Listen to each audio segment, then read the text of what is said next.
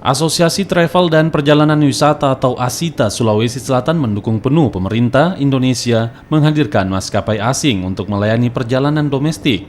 Sejak dinaikkannya harga tiket pesawat 4 bulan yang lalu, wisatawan yang berkunjung di Sulawesi Selatan menurun hingga 30%. Pemerintah Indonesia juga akan menerapkan tarif low cost carrier atau tarif rendah penerbangan.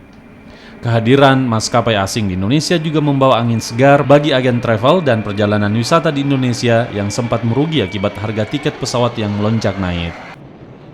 Pemerintah ataupun stakeholder terkait tidak bisa menurunkan secara signifikan biaya maskapai. Ayolah kita undang coba maskapai yang low cost carrier yang yang di luar untuk bisa masuk bersaing di rute domestik supaya masyarakat juga bisa ada alternatif.